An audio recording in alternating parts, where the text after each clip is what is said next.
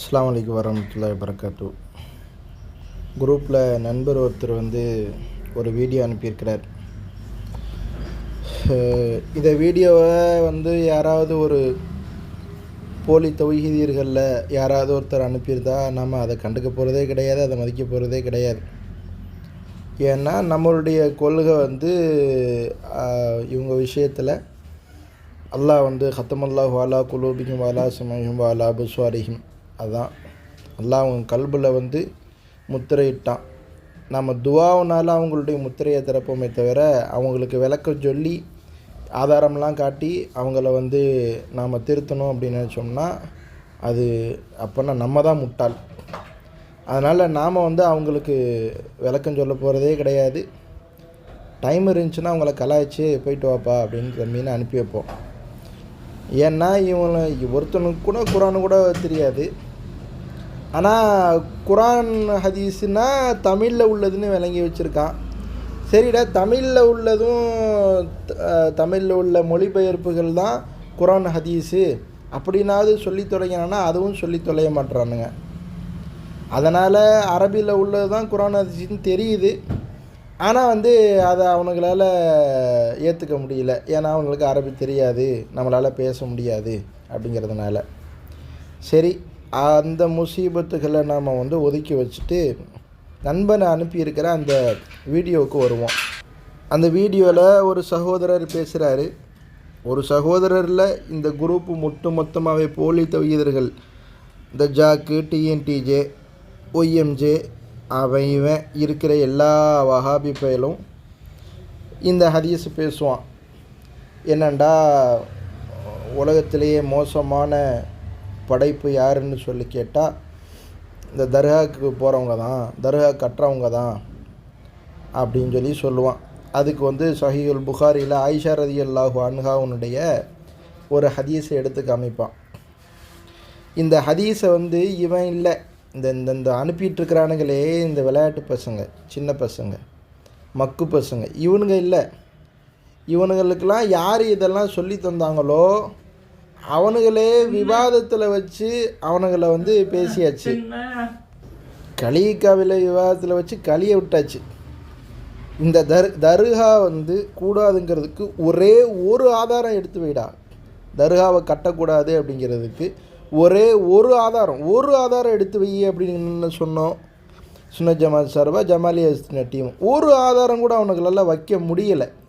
அதாவது இந்த ஷேர் பண்ணுறானுங்கள்ல, இவனுங்களுக்கெல்லாம் யார் அனுப்புகிறானோ அவனுக்கு சொல்லி தந்தானோ அவனுக்கெல்லாம் அப்போ மூளை இபிலீஸ் இருக்கிறானே, அந்த மூளை இபிலீஸையே விவாதத்தில் வச்சு கலியை விட்டாச்சு. தர்காவுக்கு அர்த்தம் இது ஆதாரம் காமி கூடாது அப்படிங்கிறதுக்குன்னு. அது என்ன ஹதீஸை சொல்லுவான்னு நான் சொல்லிடுறேன். அந்த ஹதீஸ் என்னென்னு: அன்ன உம்ம ஹபீபத்தை ஓ உம்ம சலமத்தை ஜக்கரத்தா கனீசத்தன் ரஐனஹா பில் ஹபஷா.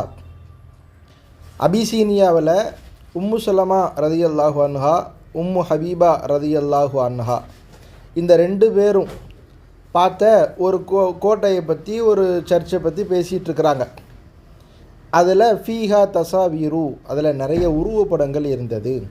ஃபதக்கரத்தால் இந்நபி ஸல்லல்லாஹு அலைஹி வஸல்லம், நபி அவர்கள்ட்ட அதை பற்றி விவரித்து சொல்கிறாங்க. என்ன சொல்கிறாங்க? ஃபகால இன்ன உலாய்க்க விவரித்து சொல்கிறாங்க. அப்போ ரசூலுல்லாஹ் அவங்களுக்கு சொல்கிறாங்க, இன்ன உலாயிக்க, நீங்கள் இந்த கோட்டையை பற்றியும் கோட்டையை கட்டினவங்களை பற்றியும் பேசுகிறீங்களே, அது என்னன்னு சொல்லி கேட்டால், உலாயிக்க அந்த மனிதர்கள், இதா கான ஃபீஹுமுர் ரஜுலு ஸாலிஹு, அவர்களில் ஒரு நல்ல மனிதர் இறந்து போய்விட்டால், ஃபமாத்த பனவ் அலா கபிரிஹி மஸ்ஜிதன், அவருடைய கபிரின் மீது ஒரு மஸ்ஜிதை கட்டுவார்கள். வசவ்வரு ஃபீஹி தீக்க சுவர, அந்த மஸ்ஜிதிலே அவர்களுடைய உருவப்படங்களை வரைந்து வைப்பார்கள். உலாஇக ஷிராருல் ஹல்க் இன்தல்லாஹி யௌமல் கியாமா, கியாமத்து நாளில் அல்லாஹ்விடத்திலே ஆக மோசமான படைப்பு அவர்கள்தான் அப்படின்னு இருக்குது. 3873 புகாரில் இருக்கக்கூடிய ஆயிஷா ரலியல்லாஹு அன்ஹாவுடைய ரிவாயத்து. இதைத்தான் இவனுங்க காலகாலமாக சொல்லிகிட்டு இருக்கானுங்க. சரிடா, இதில் எங்கடா தர்கா கட்டக்கூடாதுன்னு இருக்குது அப்படின்னு கேட்டால், நீங்கள் என்ன சொல்கிறீங்க, நல்லடியார்களுக்கு தான் நாங்கள் இந்த தர்கா கட்டுறோன்னு சொல்கிறீங்கல்ல, அப்போ அவங்களில் ஒரு நல்ல மனிதர் மௌத்தா போயிட்டா தானே அவங்க வந்து தர்கா கட்டியிருக்கிறாங்க. நீங்கள் தர்காங்கிற பேர் இல்லையே தவிர அது தர்கா தானே அப்படின்னு சொல்லி சொல்கிறான். முழுக்க முட்டாள்தானம். இதை விவாதத்தில் வச்சே கழுவி விட்டாச்சு. ஆனால் இவனுங்களுக்கு இன்னும் புத்தி வரல.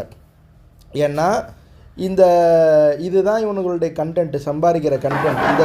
இந்த மெசேஜுகள்லாம் போயிடுச்சுன்னு வைங்களேன், இவனுங்களால் சம்பாதிக்க முடியாது, பேசி சம்பாதிக்க முடியாது, கூட்டம் போட்டு சம்பாதிக்க முடியாது, அதில் வசூல் பண்ணி அதில் திருடி திங்க முடியாது. அதனால் இவனுங்க வந்து அதை என்ன செய்ய மாட்டானுங்க, இந்த வாதத்தை இந்த மாதிரி சித்தரிக்கிறத விட மாட்டானுங்க. சரி, யதார்த்தத்தில் அதில் என்ன இருக்குது? ரசூலுல்லாஹ் என்ன சொல்கிறாங்கன்னா, ஆக மோசமான படைப்பவனுங்க. ஏன்னா அவனுங்க அதில் ஒரு நல்ல மனிதர் மௌத்தா போயிட்டார்னா அவருடைய கபரின் மீது மஸ்ஜிதை கட்டுவார்கள். பனவ் அவர்கள் கட்டுவார்கள், அலா மீது கபரிஹி அந்த நல்ல மனிதருடைய கபரின் மீது மஸ்ஜிதன். மஸ்ஜித்னா என்னங்க அர்த்தம்? மஸ்ஜித்னா என்ன அர்த்தம்? பள்ளிவாசல்னு அர்த்தம். மஸ்ஜித்னா அதானங்க அர்த்தம், சஜிதா செய்கிற இடம்னு அர்த்தம். ஒரு பள்ளிவாசலை கட்டுவார்கள், சஜிதா செய்யும் இடத்தை கட்டுவார்கள். வசவ்வரு ஃபீஹி தீக்க சுவர, அதிலே அவருடைய வரைபடத்தை வரைந்து வைப்பார்கள். இது ரெண்டு தான் இதில் மேட்ரு. அவருடைய கபருக்கு மேலே ஒரு பள்ளிவாசல் கட்டுறது, அதுக்கப்புறம் அதில் உருவப்படங்கள் வரைந்து வைக்கிறது. இதைத்தான் ரசூலுல்லாஹ் வந்து கண்டிக்கிறாங்க. அவங்க மோசமான படைப்புங்கிறதுக்கு காரணமாக சொன்னாங்க. தர்காவுக்கு வாங்க, இப்போ யார் வேணுமா நீங்கள் தர்காவுக்கு வாங்க, நான் கூட்டிகிட்டு போகிறேன். எந்த கபருக்கு மேலேயாவது பள்ளிவாசல் இருக்கா பாருங்கள். எல்லா தமிழ்நாட்டில் எங்கெங்கெல்லாம் தர்காக்கோ அந்த தர்காவில் பெரும்பாலும் தர்காவுக்கு பக்கத்தில் பள்ளிவாசல் இருக்கும். முஸ்லீம்களுக்கு தெளிவாக தெரியும், பள்ளிவாசலுங்கிறது அல்லாஹ்வை தொழுகிறது, இந்த நல்லடியாருடைய அடக்கத்தலங்கிறது ஜியாரத் செய்யறதுக்காக உள்ளது அப்படிங்கிறத எல்லா முஸ்லீம்களுக்கும் ரொம்ப நல்லா தெரியும். இவனுங்களை வந்து எந்த லிஸ்ட்டில் வைக்கணும்னு நீங்கள் வச்சுக்கோங்க. நான் என்ன லிஸ்ட்டுங்கிறத நான் சொல்லலை என் வாயால். அதனால் முஸ்லீம்கள் எல்லா பேர்த்துக்குமே எது தர்கா, எது கபிரிஸ்தானு, எது தர்கா நல்லடியாருடைய அடக்கத்தலம் அப்படிங்கிறது தெரியும். ஒன்று வச்சுக்கோங்க, ஏதாவது கபருக்கு மேலே பள்ளிவாசலில் கபருக்கு மேலே ஒரு கடை கட்டினாலும் அந்த கடையை இடிக்கணும், ஒரு கபிரிஸ்தானுக்கு மேலே என்ன கட்டிடம் வந்தாலும் அதை இடிக்கணும் அப்படிங்கிறது தான் மதுஹபனுடைய கொள்கை. வேணா மதுஹபனுடைய சட்டங்களில் போய் பார்த்துக்குங்க, சட்ட நூல்களில் அப்படி தான் இருக்குது. எந்த ஒரு கபருக்கு மேலேயும் எந்த ஒரு கட்டிடமும் கட்டக்கூடாது. சரி, இவனை என்ன பண்ணானுங்க, கபரின் மீது ஒரு சஜிதா செய்யும் இடத்தை கட்டினார்கள். நீங்கள் தர்காவுக்கு ஜியாரத்துக்கு போகிறவங்கள கொண்டு போய் பக்கத்தில் பள்ளிவாசல் இருந்தாலும் நீ இங்கேயே தொழுன்னு சொல்லுங்கள், அவர் தொழுவ மாட்டார். அவருக்கு ஏதாவது நடக்க முடியாத சூழ்நிலை, வேறு ஏதாவது சூழ்நிலை இருந்துச்சுன்னா அங்கேயே சைடில் ஒரு ஓரமாக முசல்லா போட்டு தொழுவாதை தவிர, யாரை தொழுதிங்க அப்படின்னு கேட்டிங்கன்னா அல்லாஹ் தான் தொழுதுங்க அப்படின்னு அவர் சொல்லுவார். இந்த இங்கே அடங்கியிருக்கிறார், இவ்வளோ தொழுதிங்களான்னு கேட்டால் இல்லை அப்படின்னு சொல்லி மறுப்பார். வேணுமென்னா நீங்கள் ஒரு மைக் எடுத்துகிட்டு ஒரு வீடியோ எடுத்துகிட்டு நீங்கள் தர்காவாக போங்க. திருச்சியில் தபலே ஆலம் பாதுஷா தர்காவாக இருக்கட்டும், அல்லது மதுரையில் இருக்க கோரிப்பாளையமாக இருக்கட்டும், அல்லது ஏர்வாடியாக இருக்கட்டும், நாகூராக இருக்கட்டும், எங்கே வேணுமோ போங்க. போய் ஒரு மைக் எடுத்துகிட்டு போய் வெளியில் வரவங்கள்ட்டலாம் கேளுங்க, நீங்கள் இவரை தான் வணங்குறீங்களா, இவரை வணங்குறீங்களா, அல்லாஹ் வணங்குறீங்களா, இவரை வணங்குறீங்களா, அல்லாஹ் வணங்குறீங்களா அப்படின்னு கேளுங்க. இவங்க வந்து எல்லா பேருமே என்ன சொல்கிறாங்க அப்படிங்கிறத நீங்களே லைவில் வீடியோவை போடுங்க. எனக்கே அப்படி ஒரு ஐடியா இருந்துச்சு, பேசாமல் இவனுக்கிட்ட சொல்கிறதுக்கு நம்மளே இதை செஞ்சுட்டா என்ன அப்படின்னு சொல்லி எனக்கு தோணுச்சு. அதனால் வந்து இந்த ஒரு வீடியோ போட்டால் போதும், இவனுங்களால் அப்படி செய்ய முடியும்னு இருந்துச்சா இந்நேரம் செஞ்சு பார்த்தீங்களா நம்ம சொன்னது உண்மையாக இருந்துச்சுன்னு இவனை காட்டியிருப்பானுங்க. இப்படி வீடியோ எடுத்தால் எல்லா பேருமே இல்லை நாங்கள் அல்லாஹ் தான் வணங்குவோன்னு சொல்லிடுவாங்கங்கிறது இவனுங்களுக்கு நல்லா தெரியும். அதனால தான் நான் சொன்ன இந்த வீடியோ எடுத்து பேசுகிற முறையை மைக் எடுத்துகிட்டு போய் அவங்க முன்னாடி நீட்டி யாரை வணங்குறீங்க அப்படிங்கிற அந்த கேள்வியை கேட்காம இருக்கானுங்க. இல்லாட்டினா இவனுக்கு செஞ்சுருப்பானுங்க இந்நேரம். சரி, அப்போது கபருக்கு மேலே பள்ளிவாசல் கட்டக்கூடாது. தர்காக்கள் எங்கெங்கெல்லாம் இருக்கிறதோ அங்கே தர்காக்களாக இருக்கின்றன. தர்காக்கு பக்கத்தில் பள்ளிவாசலில் இருக்கின்றன. எந்த ஒரு கபரின் மீதும் பள்ளிவாசல் கட்டப்படவில்லை. ஜியாரத் செய்ய வர்றவங்களுக்கு வசதியாக வெயிலிருந்தும் குளிர்லேருந்தும் மழையிலிருந்து பாதுகாக்கிறதுக்காக சுற்றி ஒரு பில்டிங் கட்டியிருக்கிறாங்க. இதுதான் கபரை சுற்றி ஒரு கட்டிடம் எழுப்புவதற்கான காரணம். சரி, பனவ் அலா கபரிஹி மஸ்ஜிதன் வசவ்வரு ஃபீஹி தீக்க சுவர, அதிலே வரைபடங்களை வரைந்து வைத்திருப்பார்கள். வாங்க தர்காவுக்கு வாங்க, எந்த தர்காவுக்கு போகலாம், எந்த தர்காவில் அவங்களுடைய வரைபடம் இல்லை, ஏதாவது ஃபோட்டோ வச்சுருக்காங்க, இவங்க தாங்க இங்கே அடக்கியிருக்காங்க அப்படின்னு ஃபோட்டோ வச்சுருக்காங்கன்னு வந்து காமிங்க.